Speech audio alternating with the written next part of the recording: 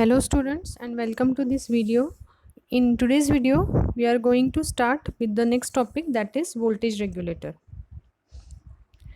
These voltage regulators are required because the supply which is given to any instrument may fluctuate due to external factors like noise or sudden surge in the power, so that may damage the instruments.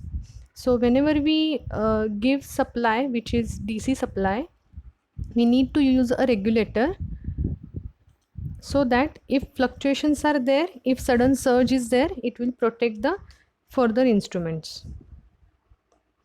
So these points will be covered in today's video. Batteries are often shown on a schematic diagram as the source of DC voltage, but usually the actual DC voltage source is a power supply. That means the batteries which we use, in simpler words we call it as a cell or battery, those are used for very low voltages generally, but whenever we need actual DC voltage supply, we use a power supply. There are many types of power supply. Most are designed to convert high voltage AC mains electricity to a suitable low voltage supply for electronic circuits and other devices. A more reliable method of obtaining DC power is to transform, rectify, filter and regulate the AC line voltage. A power supply can be broken down into series of blocks, each of which performs a particular function. So actually this is the block diagram of a regulated DC power supply. Whenever we receive the supply from mains, that is MSCB supply, it is 230 volts 50 hertz AC. So we need to step it down.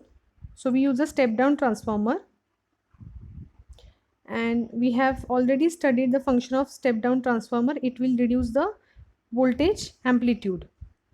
Then the rectifier will convert this step down voltage into this rectified voltage or pulsating DC voltage. Then we use this filter. This filter will give us almost pure DC supply, but there may be some fluctuations or variations in that voltage.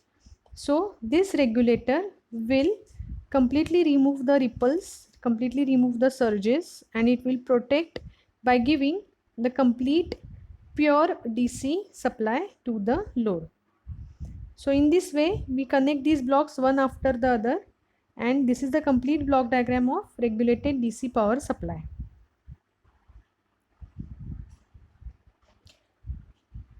So the same which I have explained right now is written below that diagram. You can read it by pausing the video. We have already covered the types of rectifiers, types of filters, right? So we now come to the regulator block. Regulator is a circuit used to produce a constant DC output voltage by reducing the ripple. Ripple means fluctuation, variation, to negligible amount, one part of power supply. When we studied the Zener diode, I told you that the application of Zener diode is mainly in voltage regulators, because if it is used in reverse breakdown region, it keeps the voltage across two terminals constant, though there are variations in current. म्हणजे जेव्हा आपण झिनरला reverse base कंडिशनमध्ये use करतो breakdown रिजनमध्ये, तेव्हा current variations जरी झाले, म्हणजे current minimum to maximum वाढला किंवा मॅक्सिमम टू मिनिमम कमी झाला, तरीसुद्धा झिनर डायोड त्याच्या अक्रॉस म्हणजे पॅरललमधलं व्होल्टेज हे मेंटेन करतो, कॉन्स्टंट ठेवतो. So we use zener diode as regulator. For low current power supplies, a simple voltage regulator can be made with a resistor and a Zener diode connected in reverse. Reverse means reverse bias condition. Zener diodes are rated by their breakdown voltage Vz and maximum power Pz. So whenever you want to use a Zener diode as a regulator, we need to specify at which voltage it should maintain its output. So it will be called as Vz, because at that particular voltage that diode must have its breakdown voltage. and maximum power handling capacity of that diode, it is Pz.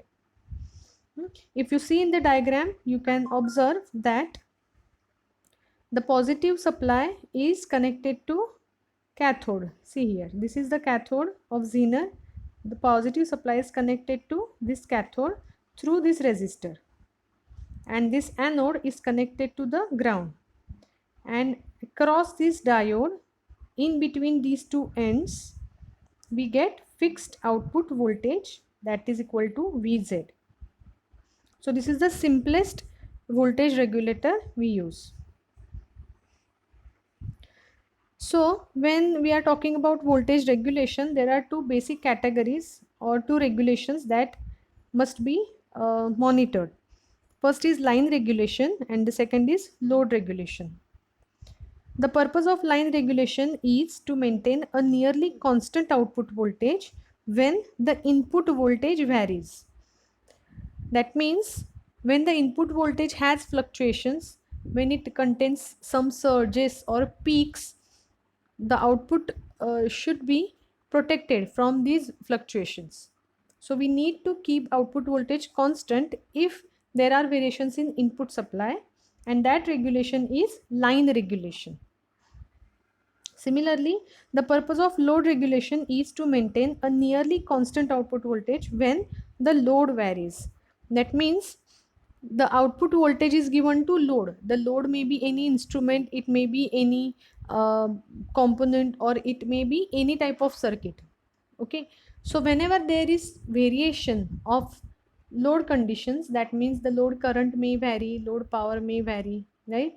So whenever there are variations in load, in that case we need to keep the output voltage constant, and that regulation is load regulation. So remember, line regulation is maintaining output voltage constant when there are variations in supply voltage or line voltage, and load regulation is keeping output voltage constant whenever there are variations in load current or load conditions. So these definitions are asked many times. Here you can see in this diagram, this is voltage regulator. Output voltage is measured by using this voltmeter. This is input voltage measurement by voltmeter. So see here, if there is decrease or increase in input voltage, regulator will compensate that change and it will keep the output voltage constant. See here, it is maximum, here it is reduced, but still output voltage is not changed. This is line regulation. There is a formula for calculating line regulation in percentage. Line regulation can be defined as the percentage of change in output voltage for a given change in input voltage. So line regulation is equal to delta V out divided by delta V in into 100%. Delta means change in. In simpler words, we can say V out, delta V out means V2 minus V1 upon V2 in minus V1 in. म्हणजे याच्यात V out मध्ये किती changes झाले, that divided by input मधले changes multiplied by 100% will give us line regulation in percent. Similarly, this is the just variation in formulae. Now load regulation. Whenever there is change in load current, see here, the current is small here, here it is increased, but still we are able to keep the voltage constant for different load currents. So this voltage regulator is responsible for keeping this voltage constant though there are changes in load current. So this is load regulation. There is a formula for load regulation, VNL minus VFL upon VFL into 100%. So what is VNL? VNL is no load output voltage, means whenever there is minimum load or no load is connected at the output of regulator, it is the voltage of that particular output point when minimum load is there or no load is connected there. And VFL is when maximum or full flowing through that voltage regulator output terminal, that voltage is VFL. So VNL means V no load, VFL is V full load.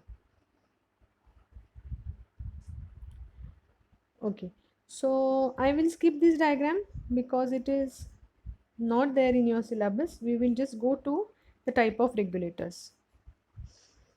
Now, as we have seen, what is the need for voltage regulation and what regulation types we need to see, that is load regulation and line regulation. We have completed the block diagram of regulated voltage power supply. Let us start with the types of regulators. The fundamental classes of voltage regulators are linear regulators and switching regulators. Two basic types of linear regulators are series regulators and shunt regulator. That means linear regulator will be connected in the circuit and they will be continuously working, and switching regulators switch. Now there are types of linear regulators as series and shunt depending on the connection. That means if they are connected in series with the load, they are known as series voltage regulators. When they are connected in parallel to the load, they are called as shunt regulator. So as if you remember, the Zener diode is a shunt type of regulator because it is connected in parallel with the load resistor.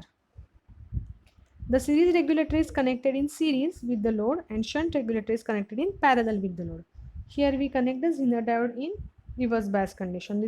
It is a type of shunt regulator. Series regulator, we generally use transistorized series regulator. Okay. So we will stop here. In next video, we will see one more type of series regulator, that is IC regulators we will be completing. So thank you for watching.